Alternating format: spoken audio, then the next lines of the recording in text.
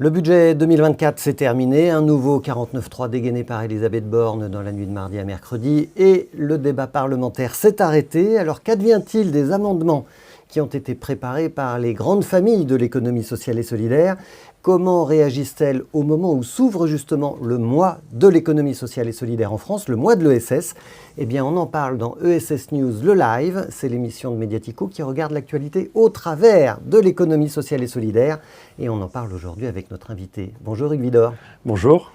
Hugues, vous êtes le président de l'UDES, l'Union des employeurs de l'économie sociale. Vous avez proposé des amendements au projet de loi de finances 2024, on va en parler. Vous étiez aussi aux côtés de la ministre Olivia Grégoire lundi, au moment du lancement du mois de l'ESS, lorsqu'elle a fait plusieurs annonces à Bercy. On va donc discuter avec vous de budget, de fiscalité, d'emploi des jeunes aussi. Et on va parler bien sûr du mois de l'ESS et puis on va parler du nouveau ministre délégué, le délégué ministériel à l'économie sociale et solidaire et des différentes annonces d'Olivia Grégoire. Tout ça, c'est dans l'actu de la semaine. On en parle tout de suite, c'est l'actu.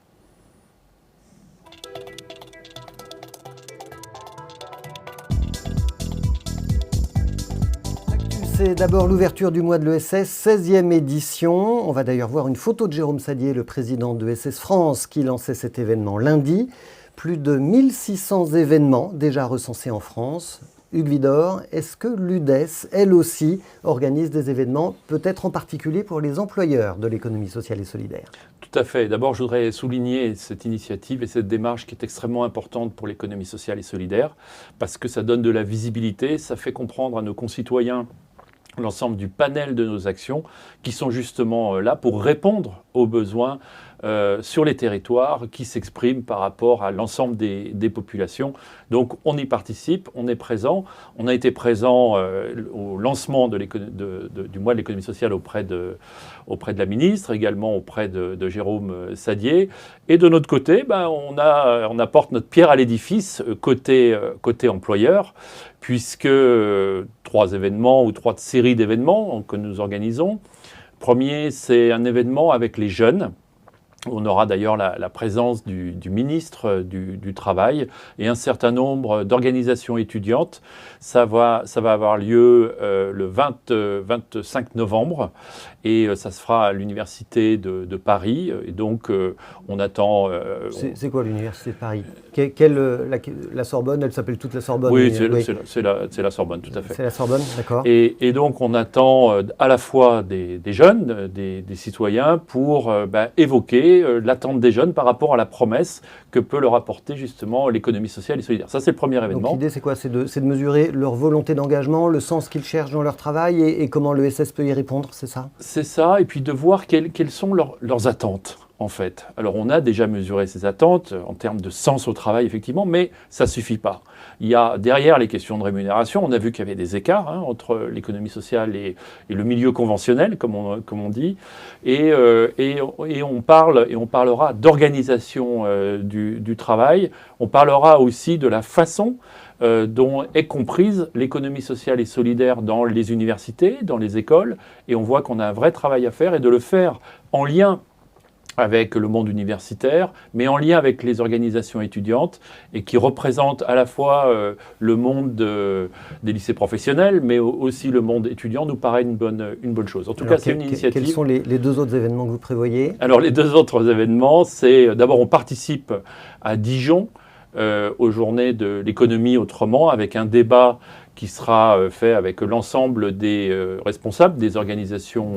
Grand rendez-vous tous les ans de clôture du mois de l'ESS à la fin du mois de novembre. Tout à fait, c'est un grand rendez-vous. À ne pas rater. Et maintenant, il y a une table ronde très intéressante tous les ans auquel je participe sur le dialogue social. Et je sais qu'il y aura Maryse Léon, il y aura d'autres responsables. Il y a Sophie Binet aussi, je crois, qui vient. Bref, c'est les représentants syndicaux et patronaux. Et donc l'idée, c'est de voir. Alors là, cette année, c'est très intéressant. C'est est-ce que le dialogue social a encore une vertu, encore un sens dans notre société d'aujourd'hui, notamment après la réforme des retraites? C'est un sujet entier. Je ne vous demande pas la réponse maintenant, parce que sinon, on va changer le thème de l'émission. Et vous avez un 3e événement? Non, oui, un 3e événement qui est une série d'événements, c'est-à-dire que pratiquement dans toutes les régions, on organise, alors vue employeur, des réunions avec des représentants de l'APEC et de Pôle emploi pour mettre en relation les employeurs et le service public de l'emploi. Vous voulez dire que Pôle emploi et l'APEC connaissent l'économie sociale et solidaire? Ils sont au courant que ça existe? Bien, de plus en plus. Oui. De plus en plus. Bonne nouvelle. Et en fait, c'est l'idée justement de continuer à travailler, parce que, en fait, le fond de l'affaire, c'est qu'il faut changer complètement nos pratiques en tant qu'employeurs. Et il faut que les employeurs sur les territoires aillent chercher les candidats. Aujourd'hui, on a une pénurie massive de candidats, pratiquement dans tous les secteurs. Si je donne juste un chiffre sur ce sujet, 100 000 emplois non pourvus dans l'économie sociale sur 350 000 emplois non pourvus en France. Donc on a là à changer notre prisme, notre façon de travailler, et on a besoin d'un certain nombre de partenaires qui sont prêts à travailler avec nous pour le faire. Ce sera l'occasion de le faire dans une douzaine de régions. Alors, il y a des besoins en recrutement, dont j'avais quand même envie qu'on parle en deuxième partie d'émission, mais on verra si on en reparle ou pas. Il y a des besoins de financement aussi, et la ministre, Olivia Grégoire, a fait lundi plusieurs annonces qui sont favorables à l'économie sociale et solidaire.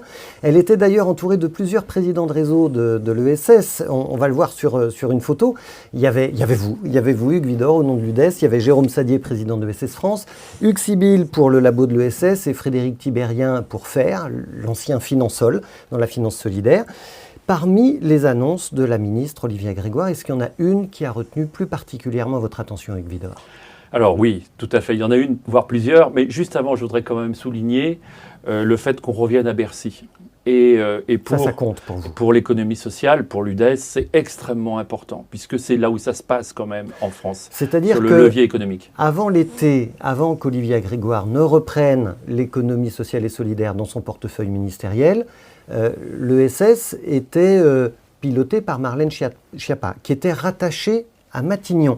Donc il vaut mieux être à Bercy qu'à Matignon. C'est ça que vous êtes en train de me dire? Il vaut mieux être à Bercy qu'à Matignon. On l'a toujours affirmé. Ça ne veut pas dire que c'est in fine la responsabilité, évidemment, à Matignon, et c'est là où ça se passe.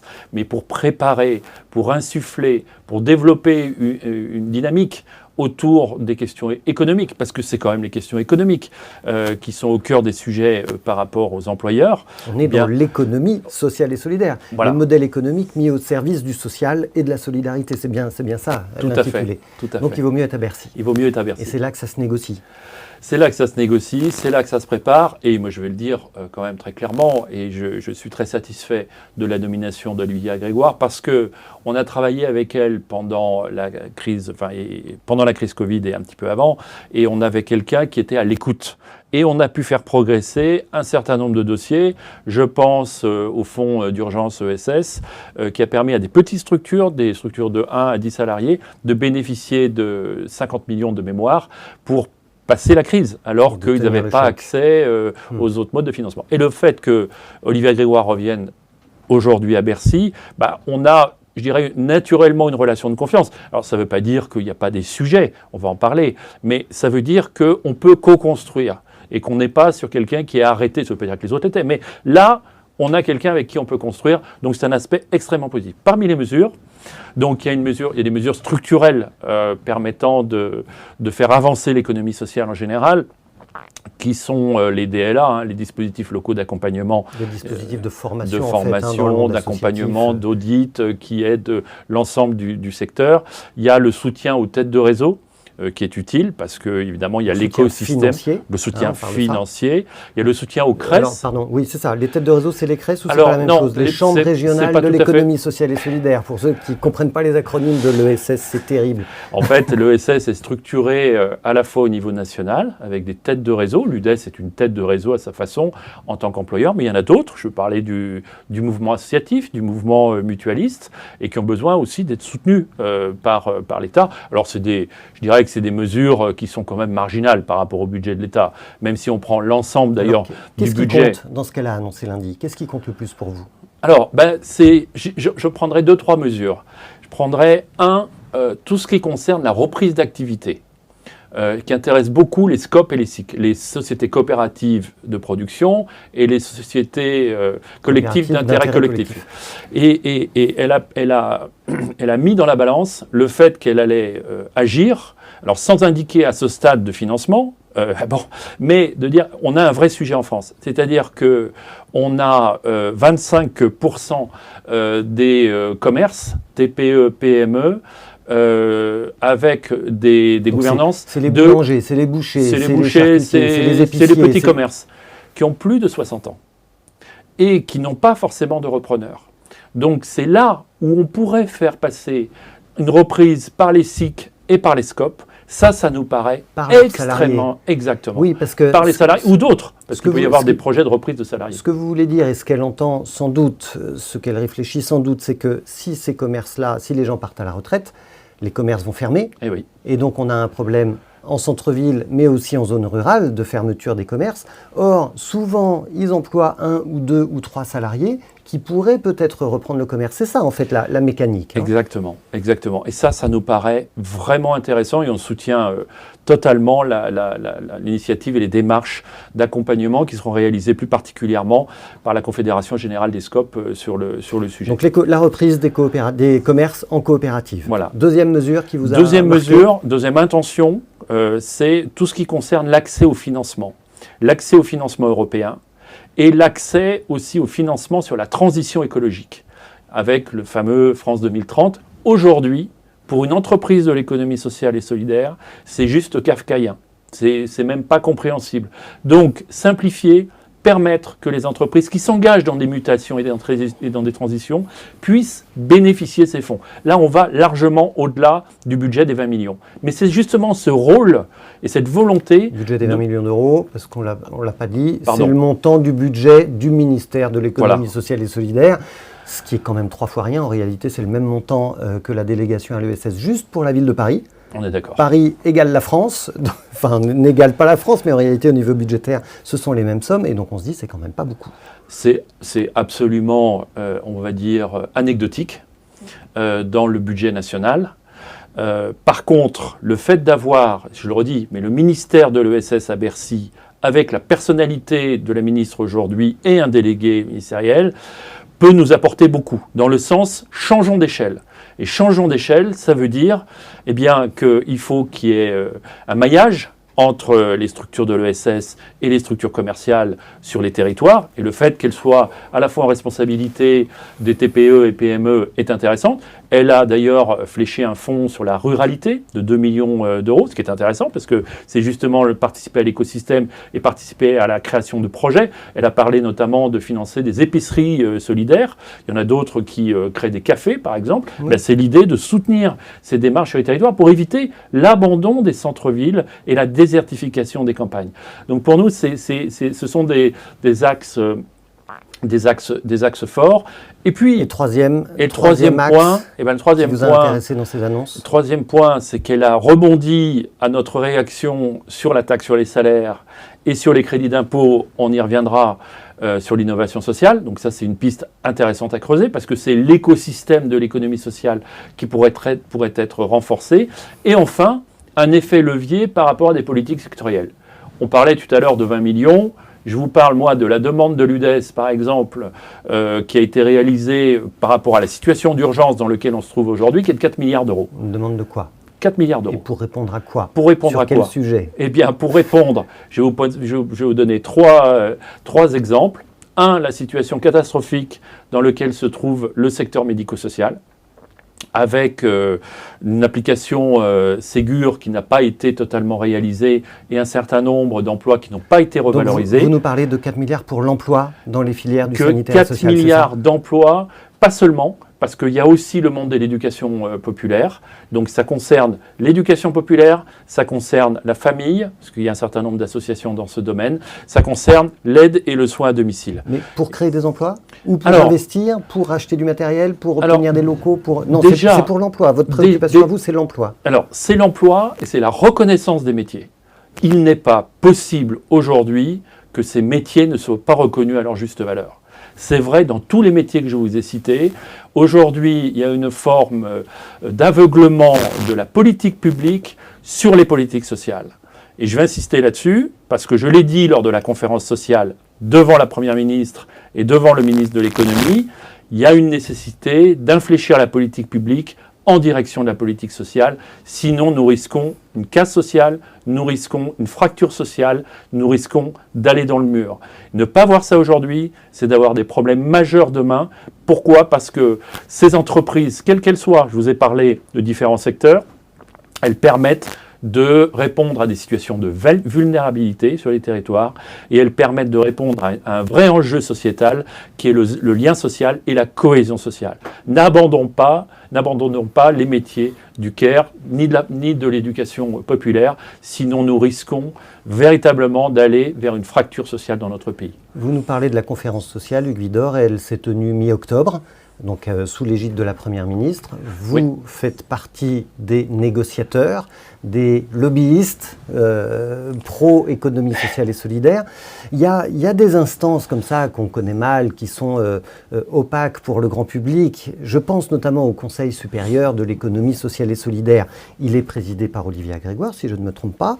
On ne sait pas ce qui s'y passe. On a envie, nous, acteurs de l'économie sociale et solidaire, de comprendre de quoi vous parlez. Est-ce que c'est là que se préparent les réformes ? Est-ce que c'est là que se préparent les plans d'investissement ? Est-ce que vous êtes dans certaines confidences de la part d'Olivia Grégoire ? Qu'est-ce que vous vous racontez entre vous, tête de réseau de l'économie sociale et solidaire ?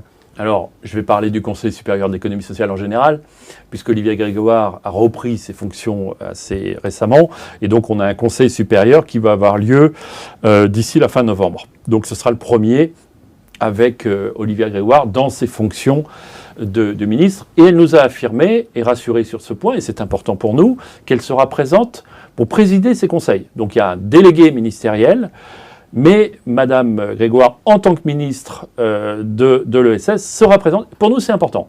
Ça ne veut pas dire que, et on parlera de Maxime Baduel tout à l'heure, mais, mais vraiment c'est utile parce que justement on peut se dire les choses en vérité. Et donc de dire, s'il y a un sujet, et on sait qu'elle est capable de les prendre, ben c'est d'y répondre. Ou il peut y avoir des analyses différentes. Elle est à l'écoute ? Elle est à l'écoute. Elle nous a prouvé qu'elle était à l'écoute. Elle est à l'écoute. Alors, qu'est-ce qui s'y passe en général ? Non, mais attendez, elle est à l'écoute. Elle prend des notes ou elle fait prendre des notes par ses conseillers. Est-ce qu'elle agit derrière ? Est-ce que vous, 15 jours ou 2 mois après, est-ce que vous entendez les retours de vos demandes qui ont pu être exprimées dans un conseil supérieur comme celui-là ? Je ne peux pas vous le dire parce qu'elle arrive. Mais vous l'avez vécu il y a 2 ans. Voilà, mais par rapport, effectivement, oui, c'est ce que je vous disais. Le premier gouvernement Borne où elle était déjà en poste sur le Non, là, franchement, on a eu... Parce qu'on était dans une forme de brouillard, d'une forme d'invisibilité.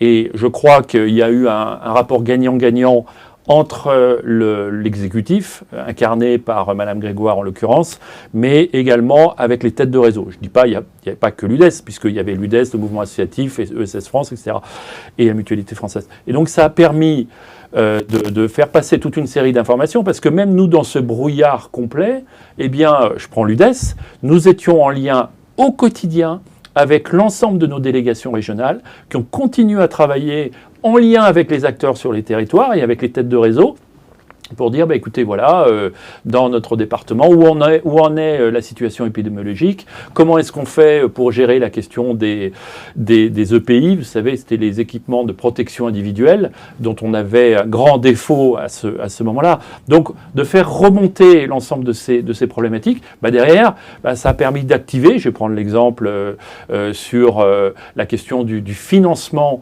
de l'aide et du soin à domicile, que je connais un petit peu, eh bien, elle a permis, en lien avec Olivier Véran, qu'il y ait un maintien du financement des conseils départementaux pour éviter que ces structures périclitent, parce qu'elle ne pouvait plus travailler, ou elle travaillait de façon beaucoup plus réduite. Elle est à la manœuvre, elle agit, et elle jouit d'ailleurs d'une forte cote de confiance. On le sent dans les assemblées de l'économie sociale et solidaire. C'est quelqu'un qui est apprécié, même si, comme elle dit, on n'a pas forcément toujours le même ADN politique, mais il n'empêche qu'elle est à la manœuvre. Alors elle a annoncé aussi lundi la nomination de Maxime Baduel comme délégué ministériel. On va voir sa photo d'ailleurs, et il est à côté d'Olivia Grégoire et devant le portrait d'Emmanuel Macron. On attendait un haut commissaire. Nous n'avons pas de haut commissaire à l'économie sociale et solidaire.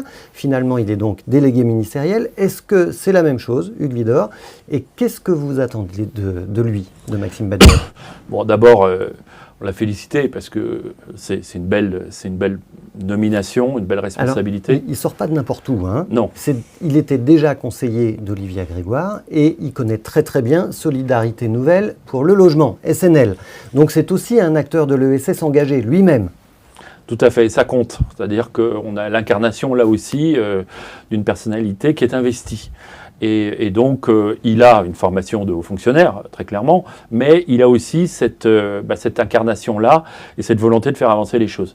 Donc l'idée, enfin en tout cas nous, ce qu'on souhaite dans cette relation avec Maxime Baduel, c'est d'avoir du contact au quotidien, d'être dans l'action par rapport... Je pense qu'il ne pourra pas être tous les jours avec vous, hein. Plus que Madame Grégoire, qui sera forcément occupée... Parce qu'on ne l'a pas encore dit depuis le début de cette émission, mais elle est aussi ministre en charge des PME, des TPE-PME, du commerce, de l'artisanat, du tourisme. Et puis en plus, lui a été ajoutée l'économie sociale et solidaire. Voilà, ça fait beaucoup de choses et beaucoup de monde à voir. C'est vrai. Et du coup, au-delà de ça, ce qui nous importe, c'est qu'il y ait cette volonté de la part des pouvoirs publics d'une forme de meilleure lisibilité de l'ESS. On en a un grand besoin. Le mois de l'ESS y participe, mais il faut qu'il y ait des personnalités qui émergent. Et le fait qu'elles soient représentées par le monde politique est aussi utile et important. Vous voyez, avec le mois de l'ESS, l'ensemble des manifestations qui vont avoir lieu. 1600. 1600. Bon. Peut-être 2000 d'ici la fin du mois. Ça fait un gros travail pour M. Baduel. Bon, il n'est pas haut commissaire. Non. Ça aurait été mieux qu'on ait un haut commissaire dans l'ESS? Non, c'est pas le sujet. Le sujet, au-delà des titres, c'est d'avoir vraiment un relais auprès de Bercy au quotidien et quelqu'un qui sera en capacité de nous écouter et de transmettre. Voilà. Vous pourriez me dire, Hugues Widor, qu'on attendait aussi, quand on a cru comprendre qu'on n'aurait pas de haut commissaire, on attendait aussi un délégué interministériel qui aurait pu agir entre plusieurs ministères. Oui. Ce ne sera pas son cas. Non, mais je pense, j'ai la conviction que ce sera une des responsabilités de la ministre. Elle va prendre cette charge-là elle-même à son compte. Je pense. Elle va aller convaincre ses collègues ministres. C'est pas moi qui définis la feuille de route. Non, mais elle l'a un petit peu exprimé comme ça lundi lors de sa conférence de presse, effectivement. Dernière question sur l'UDES, Hugues Widor. L'UDES est un syndicat d'employeurs de l'économie sociale et solidaire et il se trouve qu'on vous confond parfois avec d'autres organisations. Je pense au mouvement Impact France, qui se présente aujourd'hui comme le MEDEF du XXIe siècle. Et puis voilà qui est arrivé cet été, le nouveau MOVES, le mouvement des entreprises écologiques, sociales et solidaires. Et en fait, expliquez-nous un petit peu en quoi votre positionnement à vous est différent du leur. Je dirais qu'il ne faut pas confondre, parce que c'est une erreur de confondre. C'est-à-dire qu'on est vraiment sur des champs totalement différents. L'UDES, pour expliquer en 2 mots ce que c'est l'Union des employeurs de l'économie sociale qui rassemble 23 organisations professionnelles, des grandes organisations. Je prends la Croix-Rouge, je prends Nexem, je prends Exopé, je prends les centres sociaux, bref, c'est des grandes organisations. Que le grand public ne connaît pas, à mon avis. Ne connaît pas forcément, mais qui interviennent dans le monde du médico-social. Et qui représentent combien d'employés ? 1 100 000 salariés. 1 100 000 salariés, 25 000 entreprises, toutes engagées, et c'est ça l'important, c'est dans des branches professionnelles. Donc on est là sur de la négociation, et là on est vraiment dans le concret. C'est quoi? C'est la définition, par exemple, des rémunérations, des politiques d'emploi et de formation. Et donc c'est au quotidien que les branches travaillent, donc les employeurs travaillent avec les organisations syndicales de salariés pour accompagner, organiser la relation d'emploi dans nos structures. Donc ça, c'est un premier point. Vous défendez les employeurs ou vous défendez les employés? On défend les employeurs. D'accord. Et on est acteur du dialogue social en tant qu'employeur, mais on se soucie des salariés. Et la particularité, la spécificité de l'UDES, en tant qu'organisation de l'économie sociale, c'est de mettre au cœur du projet les salariés, dans le cadre d'un projet collectif. Et ça, ce n'est pas du tout l'objet du nouveau MOVES ou d'Impact France. Non. Eux, ils sont plutôt dans une logique de fédération de grandes entreprises, un mouvement d'engagement citoyen des entreprises, j'ai envie de dire. Si vous voulez, sur le mouvement Impact France, il y a vraiment pas photo. C'est-à-dire que l'UDES est la seule organisation représentative de l'économie sociale. Nous, on n'a pas du tout l'envie de remplacer le MEDEF. Nous, on veut développer l'ensemble des entreprises de l'économie sociale sans confusion aucune. C'est-à-dire qu'on est bien dans les entreprises de l'économie sociale. On a rencontré d'ailleurs Pascal Demurger pour le président du mouvement Impact France pour regarder un petit peu effectivement les missions de chacun. On peut parler d'une forme de think tank quand on parle du MIF. C'est-à-dire que ça rassemble un certain nombre d'organisations, d'ailleurs, qui peuvent être la SNCF ou qui peuvent être des sociétés capitalistiques. Donc c'est l'idée de les faire évoluer dans le sens d'engagement auprès un peu de la RSE, si vous voulez, de l'engagement environnemental ou sur la responsabilité sociale. C'est très bien. Enfin, vous vous êtes rencontrés, vous avez discuté. Sur quoi vous vous retrouvez avec Pascal Demurger ? Sur l'idée que les valeurs de l'économie sociale et solidaire doivent irriguer la société en France et l'ensemble des entreprises. Et vous avez des points de désaccord ? On a eu, on va se le dire, un petit point de désaccord au début sur l'intention qui avait été exprimée dans la presse, je pense, de façon... C'est la faute des journalistes. C'est pas moi qui l'ai dit. Je l'ai entendu. Bon, c'est pas moi qui l'ai dit. De se prétendre être une organisation professionnelle. Bon, je pense que... Enfin, patronale de l'économie sociale. Je pense que les choses maintenant ont été dites. Moi, je ne veux pas polémiquer. L'important pour l'UDES, nous, on reste dans notre champ. On n'a aucune ambition et on respecte totalement le MEDEF dans ce qu'ils font. Par contre, qui est des think tanks qui permettent de le faire évoluer dans un sens plus respectueux de l'environnement ou des dynamiques sociales. J'ai vu d'ailleurs que le MEDEF s'emparait de ces questions et j'ai d'ailleurs vu que le MIF avait participé aux conventions du MEDEF. Donc, enfin, là-dessus, je pense qu'il n'y a pas trop de débat. Parce qu'il faut du dialogue. Voilà, et puis pour nous, je vous le redis, notre ambition, c'est pas du tout de remplacer le MEDEF ou d'être la seule organisation patronale de l'ensemble des entreprises de France. C'est plutôt de développer, et on y croit, c'est-à-dire le nombre d'emplois dans l'économie sociale. Je vais en dire un mot quand même. On va en parler juste après, Hugues Widor, parce qu'il y a une autre actualité importante cette semaine, c'est le budget. Ce budget va nous amener à reparler d'emploi et on va en parler dans notre rubrique Le Zoom. C'est maintenant.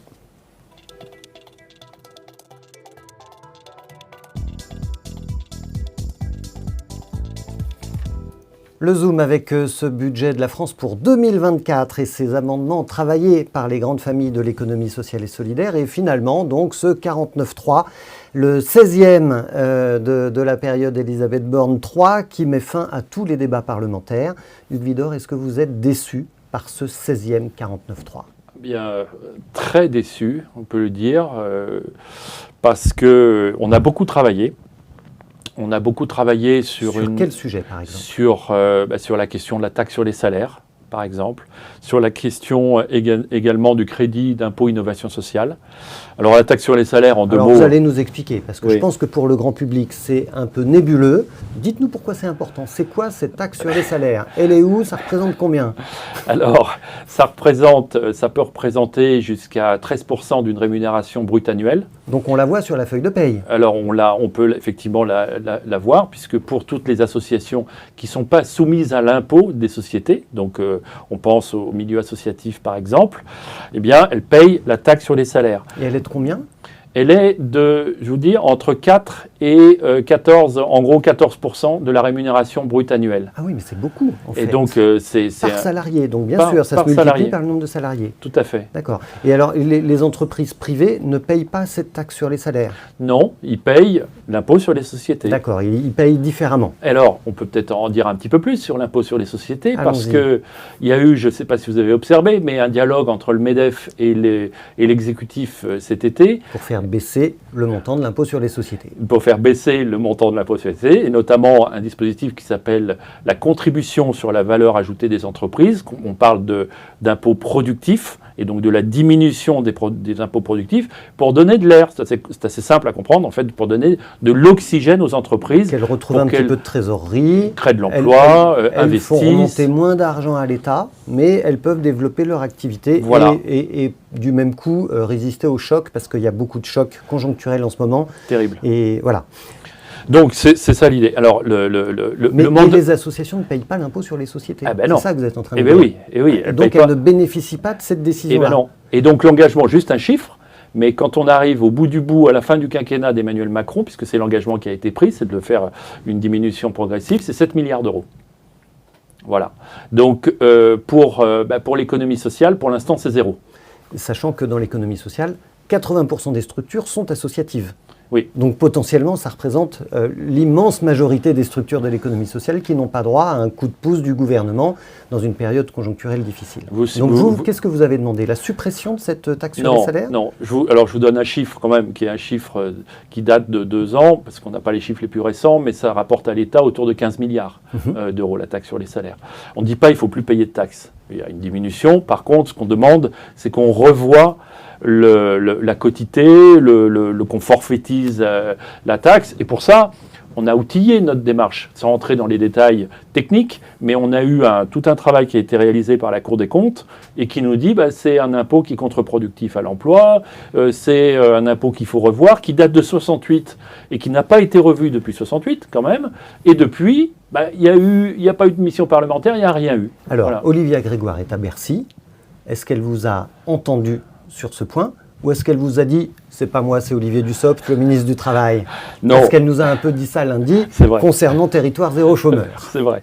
Écoutez, là, puisque nous avons eu une réunion avec elle avant, elle l'avait dit d'ailleurs avec les acteurs, moi j'ai pris la parole à ce moment-là pour lui dire que ça, c'était un sujet qu'on mettrait sur la table. Et figurez-vous que nous allons le mettre à la table du Conseil supérieur de l'économie sociale et solidaire. Voilà, ça fait partie des sujets. Donc ça veut dire qu'un 49.3 qui met une bonne série d'amendements à la poubelle, ne veut pas dire que c'est la fin de l'histoire de la négociation avec le gouvernement. Non. C'est intéressant de comprendre ça aussi. Tout à fait. Et ça nous rassure quelque part. Ça veut dire que tout le travail qui a été fait, parce que je voudrais dire qu'au niveau de l'UDES, on n'a jamais été aussi loin dans la discussion avec les parlementaires, qu'il y a eu des commissions de travail sur ces différents sujets, donc il y a eu une appropriation par l'exécutif de ces problématiques. Et celui-là en particulier, sur la taxe sur les salaires, c'est essentiel aujourd'hui pour l'avenir du monde associatif qui doit être créateur d'emplois. On parle de développer l'échelle, de développer le nombre d'emplois. Je rappelle juste un point, c'est qu'en tendance, avant la crise Covid, on était sur une création d'emplois dans l'économie sociale de plus de 100 000 par an. Et on a besoin de créer de l'emploi, mais il faut revenir à ça. Et là, on a du mal, honnêtement, puisqu'on a un certain nombre de secteurs qui sont en difficulté. Alors, parlons de l'emploi, Hugues Widor, parce que je sais qu'il y a un autre cheval de bataille qui est le vôtre, c'est celui des emplois aidés. Vous réclamez année après année qu'on augmente le nombre d'emplois aidés, donc aidés financièrement par l'État, qui permettent d'embaucher dans le monde associatif et dans le secteur sanitaire et social en particulier.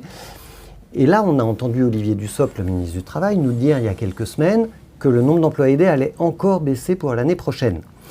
Donc, est-ce que vous avez fait des propositions, vous, cette fois-ci, dans le cadre soit du projet de loi de finances 2024, soit que vous allez faire au prochain Conseil supérieur de l'ESS, pour à nouveau augmenter le nombre d'emplois aidés, sachant que j'ai l'impression que vous n'êtes pas très écouté sur ce point-là? Oui, c'est vrai. Alors, on n'a pas fait d'amendement. Par contre, je vais vous dire pourquoi. On a eu des relations, notamment dans le cadre de la préparation de la conférence sociale, avec le conseiller social de Madame Borne et avec ses conseillers aussi médico-sociaux et le directeur du cabinet du ministère du Travail. Et ce qu'ils nous ont dit, et on a eu d'autres relations avec le ministère du Travail, ce qu'ils nous ont dit, c'est que l'enveloppe qui avait été définie en 2023, 80 000 emplois aidés, n'a pas été honoré. C'est-à-dire qu'il n'y a eu que 40 000 consommés, on dit. Donc, ils nous ont dit, mais c'est pas la peine de redemander, puisque de toute façon, c'est pas... Donc, on a regardé quand même un petit peu plus de près. Les associations n'ont pas besoin d'emplois aidés. Les collectivités locales non plus, parce qu'elles font partie aussi des prétendants potentiels aux emplois aidés. Hein. Tout à fait. Donc, et là, on a observé... En fait, la France va tellement bien, Hugues Widor. Il n'y a plus de chômage, c'est fini, le plein emploi, on y est presque, donc plus personne ne demande d'emploi aidé, c'est bien ça? Le problème, c'est la pédagogie. Le problème, c'est la communication. Le problème, c'est l'hétérogénéité des pratiques sur les territoires. Rappelons que c'est à la main des préfets et qu'il y a des disparités sur les territoires qui est énorme. Et donc, comprendre que les ZRR, les zones de revitalisation rurale, ça va être une prise en charge à 80% par exemple sur le SMIG, un autre que l'emploi aidé, ça va être 6 mois au lieu de 8 mois. C'est-à-dire que êtes en Il n'y a train de me dire pas que d'homogénéité. Ça change d'une région à l'autre, d'un département à l'autre. Ça change d'un département à l'autre. C'est incroyable. Ça change d'un département à l'autre. Égalitaire, paraît-il, selon sa devise. Je peux vous citer d'autres exemples. Sur les territoires. Ah oui, d'accord. Donc il faut choisir le territoire sur lequel on va aller s'implanter ou dans lequel on va aller habiter. C'est drôlement compliqué, en fait, tout ça. D'accord. C'est très compliqué. Bon, vous réclamez combien de créations d'emplois aidez-vous, Hugues Widor? Alors, déjà, nous, on dit, d'abord, il faut maintenir les purs. Parce que quand on sait qu'on baisse, en général, on ne remonte pas la pente. Et quand j'écoute Bruno Le Maire demander aux parlementaires, et d'avoir demandé aux parlementaires de faire des économies là où on peut le trouver, et notamment dans un certain nombre de domaines, il faut faire attention. C'est-à-dire qu'il ne faut pas baisser, parce qu'après, on sait très bien que c'est difficile de rattraper. Donc, on demande déjà le maintien. À l'arrivée d'Emmanuel Macron, avec le gouvernement d'Édouard Philippe, qui est le premier à avoir annoncé la diminution des emplois aidés, on était à, de mémoire, 360 000 ou 400 000 emplois aidés en France. Tout à fait. Et là, on est à 80 000, dont seulement 40 000 consommés. Tout à fait. On voit bien la distance. Tout à fait. Et d'ailleurs, pour l'histoire, mais on s'était largement opposé sur la compréhension de cette mesure, parce que l'interprétation du gouvernement, c'était de dire que ça ne servait à rien. Et nous, on avait la preuve, et d'ailleurs il y a eu des études de l'adresse qui l'ont montré, indiquant que quand on est en emploi aidé, il y avait plus de 50% des personnes qui étaient en emploi aidé qui retrouvaient un emploi. Donc je pense que ça, c'est pas contestable. Donc on a eu là vraiment une opposition vive avec l'exécutif, mais en l'occurrence, c'est pas nous qui décidons. Et aujourd'hui, ce que nous disons, c'est qu'il faut maintenir l'enveloppe prévue sur les emplois aidés, mais il faut en simplifier le dispositif, l'homogénéiser et éviter les coups d'arrêt, de redémarrage, de stop and go, parce que effectivement l'employeur ne s'y retrouve pas. Et donc l'employeur, il a besoin, c'est aussi un point qui a été abordé avec Olivier Grégoire, mais sur effectivement la possibilité d'avoir une loi de programmation. Mais l'employeur, il a besoin de programmation. Et donc de se dire, pendant combien de temps le dispositif va durer, sans quoi c'est compliqué. Donc il a besoin de stabilité dans le temps. C'est ça que ça veut dire en fait, une loi de programmation. Un point positif quand même dans votre relation, dans votre capacité à négocier, dans ce que vous demandez, ce que vous obtenez, c'est que vous avez réclamé que le dispositif de l'intéressement pour les salariés soit ouvert aux structures de l'économie sociale et solidaire. Et là, vous avez gagné, pas du tout dans le cadre du projet de loi de finances 2024, là, dont le débat parlementaire vient de se terminer, c'était l'été dernier. Expliquez-nous rapidement en quoi ça consiste et pourquoi c'est important. C'est capital. Il y a eu une négociation interprofessionnelle qui a été gérée par les partenaires sociaux, comme d'habitude, et Interpro, dans lequel nous ne sommes pas. Et en l'occurrence, il y a eu un problème de calendrier, et ce qui fait que nous souhaitions, pour l'économie sociale et solidaire et pour l'UDES, être inscrit dans ce projet de loi qui a été... Dites-nous, c'est quoi l'intéressement ? C'est le partage de la valeur. Donc, quand une entreprise ou une association, par bonheur, fait des bénéfices en fin d'année, parce qu'il faut pouvoir faire des bénéfices pour pouvoir les redistribuer, il y a une part qui est redistribuée sous forme de ce qu'on appelle l'intéressement, c'est ça ? Alors, ça, c'est pour les entreprises conventionnelles. Et dans le milieu, si je prends le milieu associatif, on ne parle pas de bénéfices, on parle d'excédent. Bon, c'est une question de langage, mais ça a du sens. Et donc, le truc, c'est qu'il faut que l'entreprise ait pu faire 3 années d'excédent et qu'il y ait un accord de branche pour définir si on peut le faire ou on ne peut pas le faire. Parce que l'accord de branche, notamment dans notre écosystème, pour des petits employeurs, c'est extrêmement structurant. C'est-à-dire qu'un employeur qui a 10, 12 salariés, il n'a pas la capacité d'avoir un RH avec lui.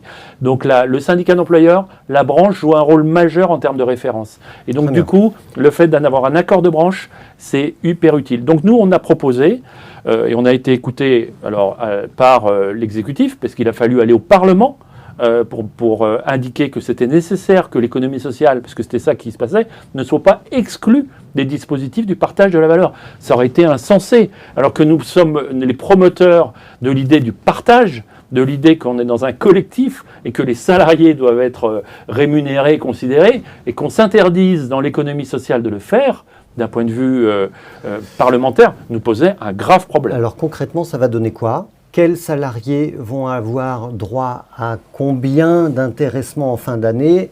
Ce qui va peut-être venir compléter la prime de Noël. Alors, c'est pas aussi rapide que ça. C'est-à-dire vous avez dit qu'il faut 3 ans déjà. Donc, il faut déjà qu'il y ait un accord de branche, parce que c'est la branche qui définit les conditions, et qu'ensuite il y a un accord d'entreprise.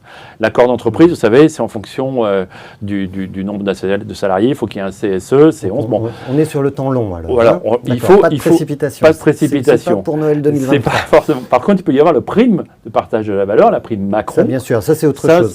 C'est pas le sujet. Je voudrais savoir pourquoi le fait de valoriser l'intéressement dans les structures de l'économie sociale et solidaire, pourquoi c'est important dans la structure de l'emploi et dans l'évolution des structures. En fait, c'est en train de fidéliser peut-être le personnel. C'est valoriser par les salaires ces métiers de l'économie sociale et solidaire. Je pense que c'est ça le plus important en réalité. C'est ça, et c'est de dire que dès lors qu'il y a des résultats excédentaires, dès lors que l'entreprise va bien, sinon c'est un problème en termes de lisibilité, de visibilité, c'est le partager. Voilà. On est dans un collectif de travail, il faut que les salariés puissent bénéficier de la valeur ajoutée.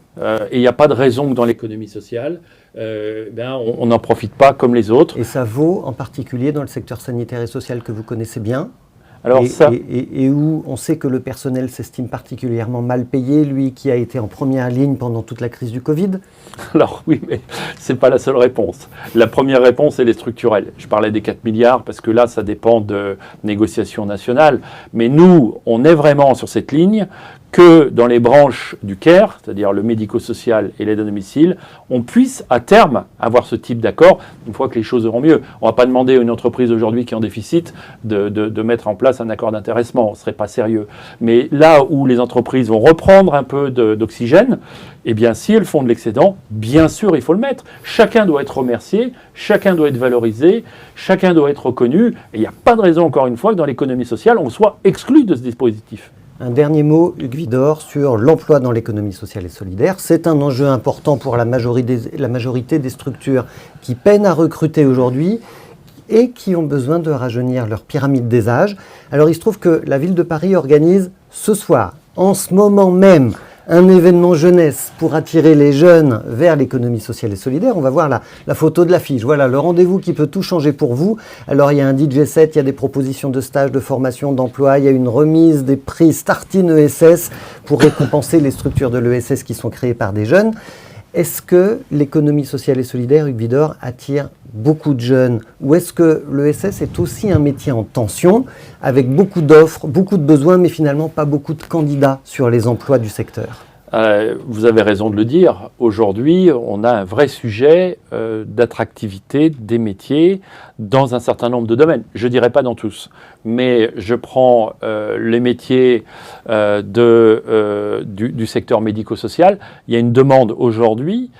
Nexem, d'ailleurs, qui est une principale organisation de ce secteur, estime qu'il y a 50 000 emplois non pourvus. Donc un besoin de 50 000 emplois dans le médico-social. Tout de suite, là, maintenant. Tout de suite. Dans l'aide à domicile, c'est 25 000 tout de suite. Dans l'aide à domicile, il y a une intervention sur 5 qui n'est pas satisfaite totalement. Ça pose un problème pour les bénéficiaires. Donc moi, si je suis jeune, si j'étais jeune, je devrais aller frapper à quelle porte pour aller prétendre à ces emplois-là? Mais vous frappez aux différentes portes. Il y aura toujours... Il faut aller voir quoi? Les associations? Les associations. Les connaître? Est-ce qu'on peut aller voir sa mairie? Est-ce qu'il faut aller voir Pôle emploi? Est-ce qu'il redirige? Vous pouvez aller voir Pôle emploi. Vous pouvez aller voir les associations. Et d'ailleurs, sur les territoires aujourd'hui, je parlais de ce qui va se faire avec les réunions pendant le mois de l'ESS, mais de plus en plus, ce que nous faisons, c'est des réunions avec Pôle emploi sur les territoires et les employeurs pour permettre cette plus grande connaissance et cette plus grande interface. Parce qu'il faut changer, je le disais tout à l'heure, aujourd'hui, il faut qu'on aille chercher les candidats. Donc, c'est avec des nouvelles méthodes d'immersion, de formation. Par exemple, le domicile, vous ne venez pas faire du domicile en traversant la rue, quoi. Il faut avoir de l'appétence, mais il faut aussi avoir une certaine connaissance et surtout un savoir-être. Et ça ne s'invente pas. Vous avez cité le chiffre de 50 000 dans le secteur sanitaire et social, mais il y a aussi beaucoup de besoins dans l'éducation populaire et l'animation. Absolument. Tout à fait. Parce que vous citez souvent, vous ne l'avez pas dit aujourd'hui, mais vous citez souvent le chiffre de 100 000 Tout à fait. emplois. Et on est à 20 000 dans le secteur de l'éducation populaire et de l'animation, absolument. Donc il y a vraiment des emplois à prendre si vous avez envie de vous engager dans l'économie sociale et solidaire. Merci beaucoup Hugues Widor d'avoir été notre invité aujourd'hui dans ESS News Le Live. C'est l'émission de Mediatico qui vous parle de l'actualité au travers de l'économie sociale et solidaire. Prochaine émission dans 15 jours. Nous recevrons Claire Toury, la présidente du mouvement associatif. Et à côté d'elle, nous aurons Philippe Rio, qui est le maire de Grigny. Et nous serons au soir du Salon des maires de France. Et ce sera évidemment passionnant.